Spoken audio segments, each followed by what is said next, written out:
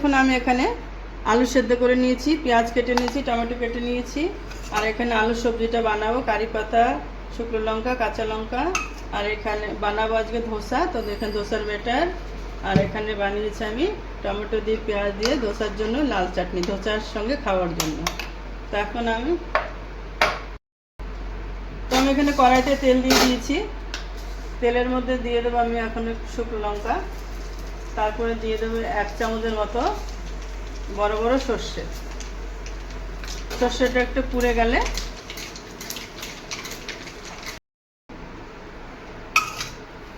এবার দিয়ে দেবো কাটা পেঁয়াজগুলো।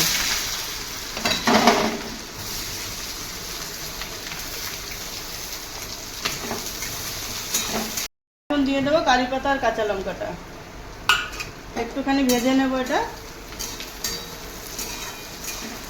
তারপরে দিয়ে দেবো টমেটো কুচিগুলো।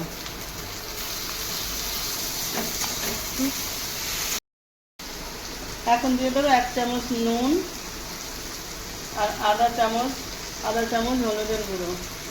শুকনো লঙ্কার গুঁড়ো আপনারা দিতে পারেন আপনাদের পছন্দ মতো। আমি কাঁচা লঙ্কা দিয়েছি বলে আর শুকনো লঙ্কার গুঁড়ো আমি দেবো না। টমেটোগুলো একটু গলে গেছে, এখন আমি দিয়ে দেবো সেদ্ধ করা রাখা আলুগুলো।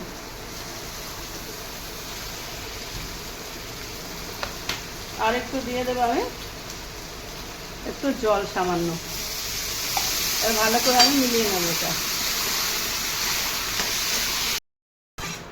তো রেডি হয়ে গেছে ধোসার মশলা আলুর মশলা রেডি হয়ে গেছে, আলুর মশলা। তো এখন আমি বানাবো ধোসা। হয়ে গেছে, এখন আমি ধোসার তাওয়াটা বসিয়ে দিয়েছি, তাওয়াটা গরম হয়ে গেছে। এখন আমি একটা করে ধোসা বানাবো।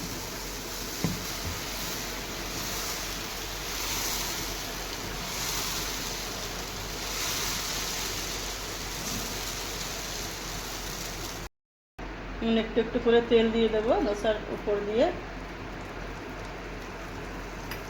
আর এগুলো একটু মিলিয়ে দেবো।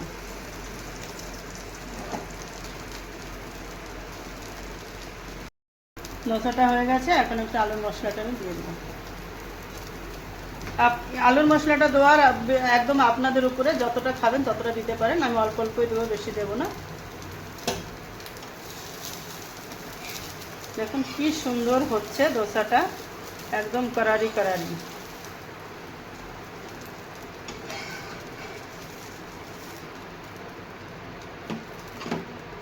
আমি আরেকটা বানিয়ে নেব।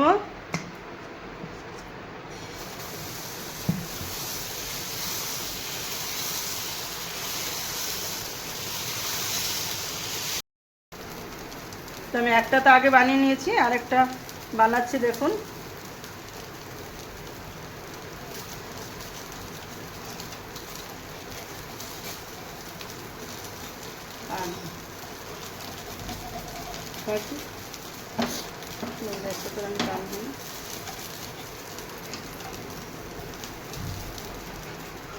कर रहा है कौन है? এটা তো আরো ভালো হয়েছে, দেখুন কি সুন্দর।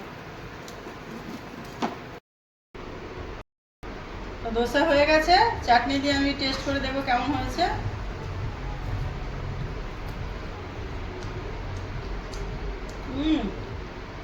দারুণ হয়েছে, আপনারা এরকম বাড়িতে বানিয়ে খাবেন, খুব ভালো হয়েছে। বাজারের থেকে অনেক অনেক অনেক বেশি ভালো, খুব ভালো হয়েছে।